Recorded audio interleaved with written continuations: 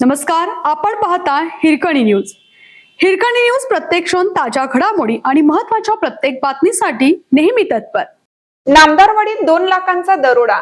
मधभावी संबर्गी रस्त्यावरील नामदारवाडी येथे दरोडेखोरांनी एका घरावर दरोडा टाकून सोन्या चांदीसह सुमारे 1,58,000 रुपयांचा ऐवज लंपास केल्याची घटना उघडकीस आली. घरमालक कुमार श्रीमंत पाटील आणि त्यांच्या पत्नीला बेदम मारहाण करण्यात आल्याची फिर्याद आतनी पोलिसात दाखल करण्यात आली आहे. बुधवारी पहाटे 4 जणांची टोळी तोंडाला मास्क लावून घरात शिरले.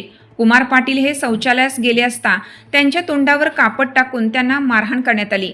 त्यानंतर दरोडेखोरांनी घरातील 5 ग्रॅमची बोरमाळ, 5 ग्रॅमचे सोन्याचे मंगळसूत्र, 4 ग्रॅम वजनाची कानातील फुले तसेच 80 ग्रॅम चांदीचे पैंजण असा एकूण सुमारे 2 लाखांचा ऐवज लंपास केला. घरात इतर कोणी नसल्याची खात्री करूनच दरोडेखोरांनी हे कृत्य केल्याचे सांगितले जात आहे.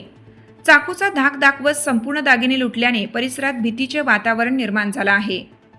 घटनेची माहिती मिळताच आतनी पोलिसांनी घटनास्थळी भेट देऊन पाहणी केली. सांगली, बेळगाव आणि विजापूर जिल्ह्यातील विविध ठिकाणी तपासासाठी पोलीस पथके रवाना करण्यात आली आहेत.